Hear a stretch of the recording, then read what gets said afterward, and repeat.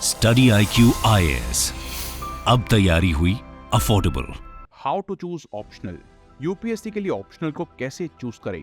Decision decides destiny.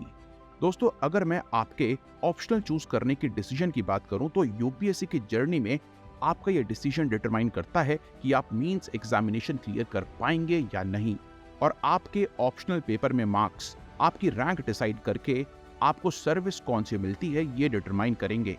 और क्या आप बता सकते हैं कि सभी यूपीएससी टॉपर्स की मार्कशीट में कॉमन क्या है?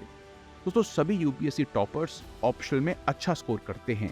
उनका एवरेज स्कोर अबाउट 300 मार्क्स का होता है। तो अगर आप भी यूपीएससी का एग्जाम क्लियर करना चाहते हैं तो आपका भी स्कोर अबाउट 300 के आसपास होना चाहिए। हेंस दोस्तों, अगर आप भी यूपीएससी में अच्छी रैंक हासिल करना चाहते हैं तो आपको भी ऑप्शनल में अच्छा स्कोर करना पड़ेगा।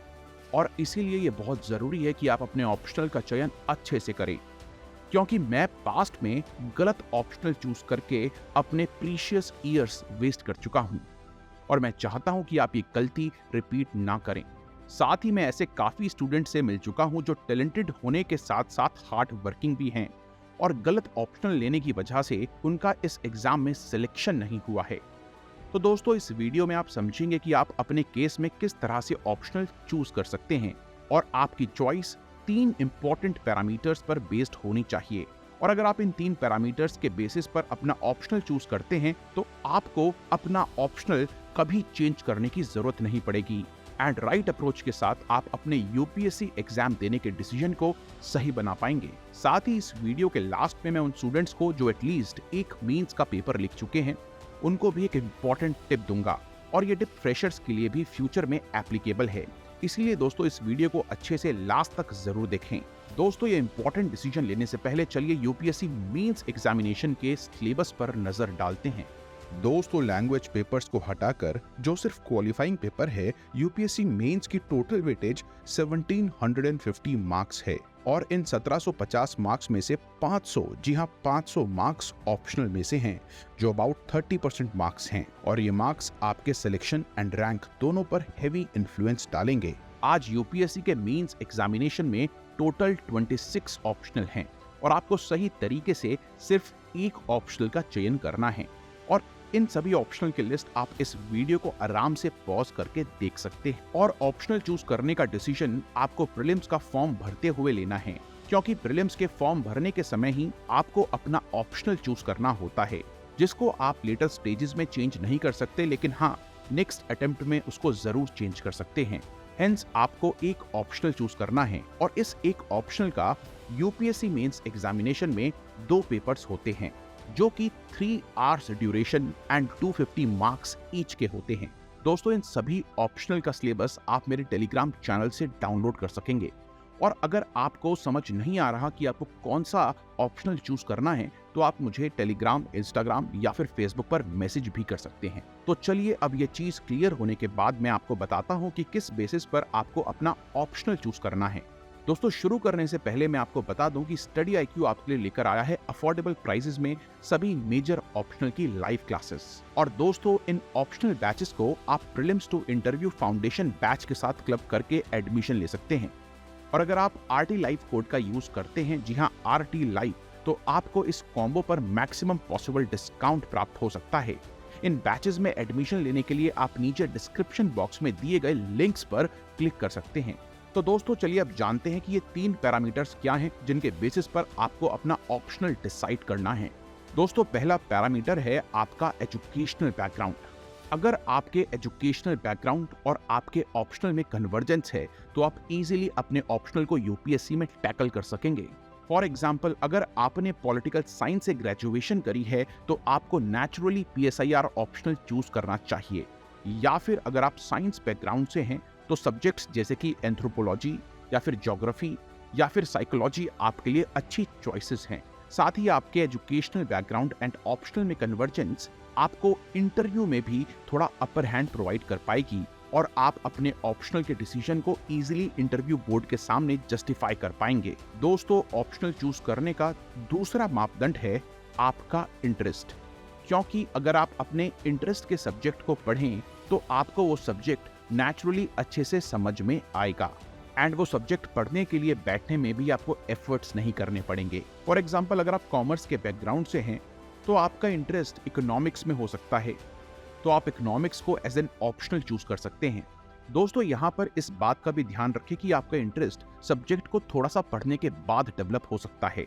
तो दोस्तों, इन केसेस में मैं आपको रिकमेंड करूंगा कि आप 2 से 3 महीने जीएस पार्ट पर फोकस करें, और अगर आपको जीएस में से किसी भी सब्जेक्ट में इंटरेस्ट आता है तो अपने बैकग्राउंड को मद्देनजर रखते हुए उस सब्जेक्ट को अपना ऑप्शनल बना लें। दोस्तों, यहाँ पर यह भी ध्यान रखें कि कोई भी ऑप्शनल चूज करने से पहले आप उस ऑप्शनल के PYQs एंड सिलेबस को मल्टीपल टाइम गो थ्रू कर लें, बिकॉज PYQs एंड सिलेबस देखने से आपको सब्जेक्ट के बारे में और सब्जेक्ट को लेकर यूपीएससी की डिमांड के बारे में बेटर पता लग पाएगा।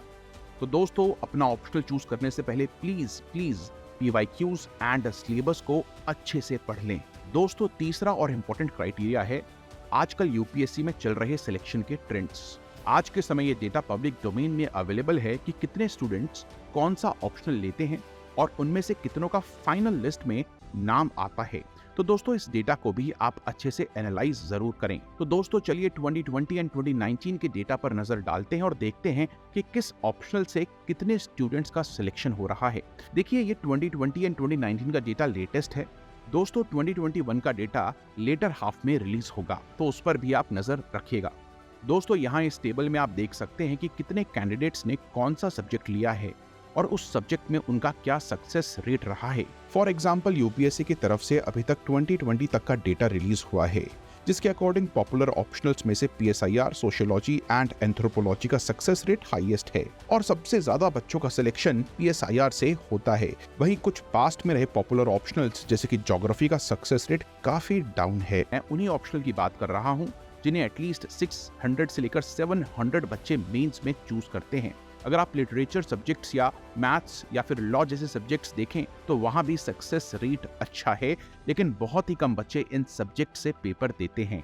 दोस्तों, यहाँ पर आप इस वीडियो को पॉज करके अच्छे से डेटा को देख सकते हैं, या फिर आप सिंपली यूपीएससी की वेबसाइट से ये डेटा डाउनलोड कर सकते हैं। हेंस दोस्तों, ये 3 फैक्टर्स, नेमली आपका एजुकेशनल बैकग्राउंड, आपका इंटरेस्ट एंड यूपीएससी में चल रहे करंट ट्रेंड्स को देखकर एंड PYQs सिलेबस को एनालाइज करने के बाद ही आप अपना ऑप्शनल का चयन करें।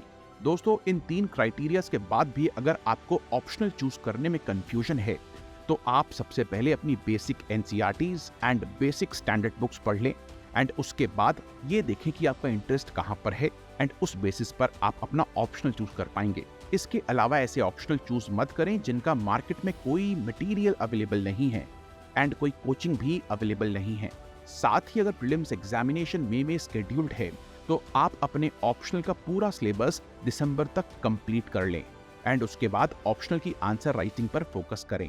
हेंस दोस्तों, प्रीलिम्स से पहले आपका ऑप्शनल कवर होना चाहिए, ये एटमोस्ट इम्पॉर्टेंट है। यानी कि जीएस की तैयारी के विद इन 2 मंथ्स में अपना ऑप्शनल जरूर चूज कर लें और 4 से 5 महीने अपना 50% टाइम ऑप्शनल में ही इन्वेस्ट करें। दोस्तों, ये टिप है उनके लिए जो एटलीस्ट 2 मेंस दे चुके हैं। अगर आप एक ऑप्शनल से 2 मेंस दे चुके हैं और आपके दोनों ही मेंस में तैयारी के बाद भी 200 मार्क्स से नीचे आए हैं तो अपना ऑप्शनल चेंज करने का जरूर कंसिडर करें। और दोस्तों, अगर इस वीडियो को देखने के बाद भी आपको अपना ऑप्शनल चूज करने में कंफ्यूजन हो रहा है तो आप मुझे पर्सनल मैसेज भी कर सकते हैं। ये मैसेज आप मुझे मेरे ईमेल पर, मेरे टेलीग्राम पर या फिर मेरे इंस्टाग्राम पर करें, मैं आपको रिप्लाई जरूर करूंगा। तो दोस्तों, ये वीडियो देखने के बाद आपको समझ आ ही गया होगा कि आपको अपना ऑप्शनल कैसे चूज करना है। तो दोस्तों, ये होता है वीडियो का एंड। इस वीडियो को लाइक जरूर करें एंड मैं मिलूंगा आपसे नेक्स्ट वीडियो में। नमस्कार। स्टडी IQ IAS, अब तैयारी हुई अफोर्डेबल।